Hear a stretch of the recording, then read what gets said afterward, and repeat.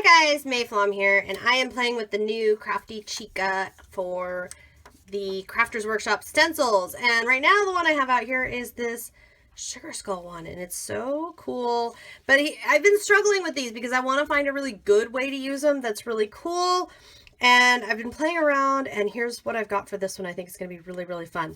So I have 4 1/4 by 5 1/2 piece of paper right here. It's watercolor cardstock. And I'm going to set this down like so.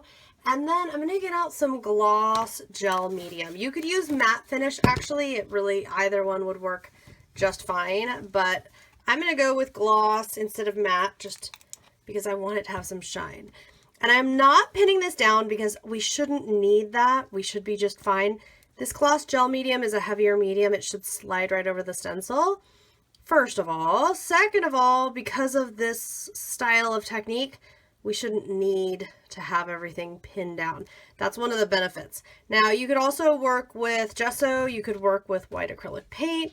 If you have Ranger texture medium, that should work as well. What you're wanting to do is apply a thick enough layer that everything is covered, and you do not want to see any of the stencil. And what I mean by that is you can actually see the stencil, that's fine, but you don't want to see any of that plastic stencil material exposed. We don't want any of that exposed because we need it thick enough for the next part to actually work. If it's not thick enough, what's going to happen if it's just barely, then we're going to get leaks, okay? And I'm going over the edge. I'm working on a nonstick mat, so I'm not worried about that. I'm going over the edge to help prevent any leaks. We don't want any leaks. And once this is all nice and smooth, you can see there's a nice layer. It's not thick, but there's a layer of this material over the top. We also don't need to worry about it being super, super even. So once that is done, now here's the really fun part. I'm going to use Distress Spray Stain. You could use whatever mediums you want. Although, before I start, I see that I have an exposed raw edge. If I were to leave that alone, what would happen is that we would see all of these colors showing up on that edge. And I don't think I want that, so since I think I want it covered up, I'm just going to I've just got some Scotch tape here and just cover that up lightly.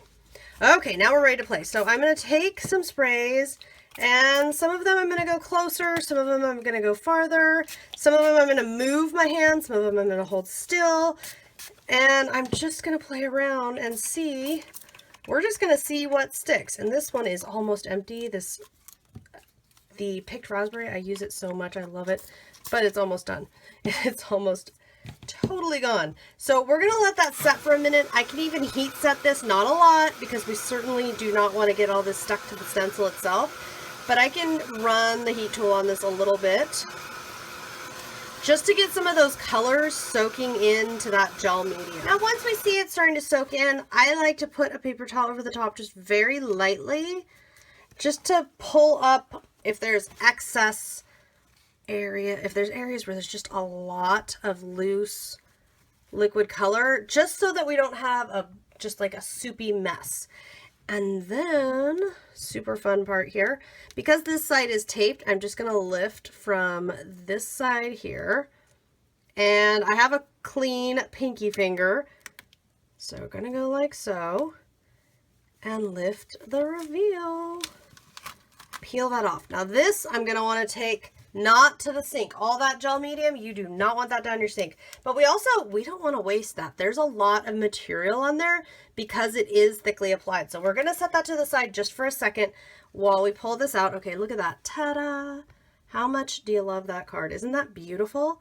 Now, once this is totally dry, remember this is glossy gel medium, so it's going to dry clear and shiny, although it's not going to be clear because I've got all that color.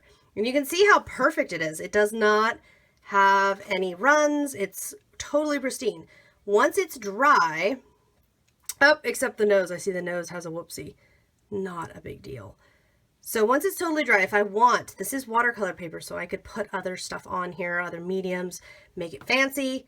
We'll see how that goes. I'm going to set that to dry. I will show you a finished picture of this once it's dry at the end of this video.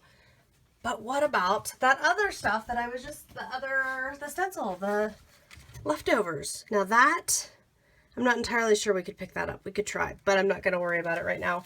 What I'm going to do with this Okay, this side is the weakest. That side doesn't have very much. I'm going to set this down, and I think I'm going to set it at kind of an angle here onto this tag. And then I've got options, okay? I could go with a brayer. I know I have my brayer in here. I'm just going to dig it out. There it is. So I could take my brayer and roll it. I could press gently. I like the brayer because it's very easy to get light but even pressure. Okay, if I try to use my fingertips are too small to get the even pressure. And I'm going to go over this twice just to make sure I got everything. And then I'm going to lift this off.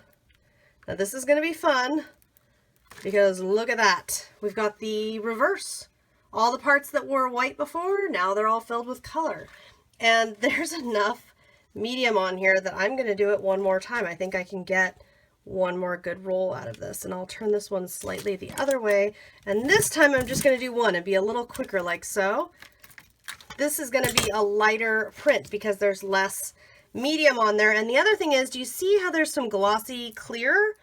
That's because the mediums we put on the surface. So once I've worked through, and you can see where I've already worked all the way through those mediums, it becomes clear again. Not a big deal. That will totally work. That's going to be so, oh my gosh, these are going to be so much fun.